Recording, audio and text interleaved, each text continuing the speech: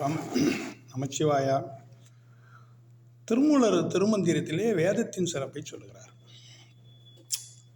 வேதங்களை விட இறைவன் வழங்கிய அறம் வேறொன்றும் இல்லை. ஓதுவதற்கும் அதன்படி நடப்பதற்கும் ஏற்ற அறங்கள் எல்லாம் வேதத்தில் இருக்கிறது. நமது முன்னோரான அறிவில் சிறந்த ஞானிகள் அனைவரும் இறைவன் வழங்கிய வேதத்தை ஏன் எதற்கு என்று வீண் விவாதங்கள் செய்யவில்லை. அதனால் இறைவன் வழங்கிய வேதத்தை ஓதினார்கள், முக்தி பெற்றார்கள். இந்த விவாதமே பண்ணக்கூடாது. அதனால் அதை பேசுவதற்கும் அதன்படி வாழ்வதற்கும் அறவழி தான் இருக்கிறது என்று சொல்லுகிறார் நம்முடைய திருமூல சுவாமிகள். வேதத்தை விட்ட அறம் இல்லை,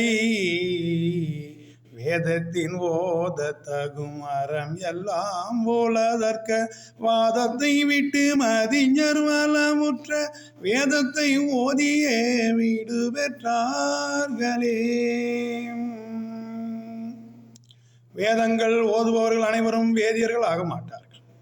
வேதங்களின் அர்த்தங்களை உணர்ந்து அதன்படி நடப்பவர்கள் தான் உண்மையான வேதியர்கள் ஆவார்கள்.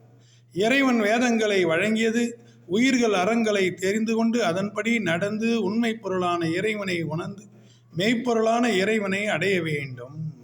அதனால் வேதத்தை ஓதுனாலே வேதியர்கள் கிடையாது. அது அர்த்தங்களை பொருளை உணர்ந்து வேண்டும், அதன்படி வாழணும், உண்மையாக இருக்கணும்.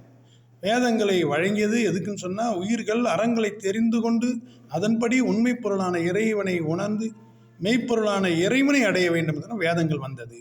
வேதம் உரைத்தானும் வேதியனாகிலன், வேதம் உரைத்தானும் வேதம் விளங்கிட, வேதம் உரைத்தானும் வேதியர் வேள்விக்காய், வேதம் உரைத்தானும் மெய்ப்பொருள் காட்டவே.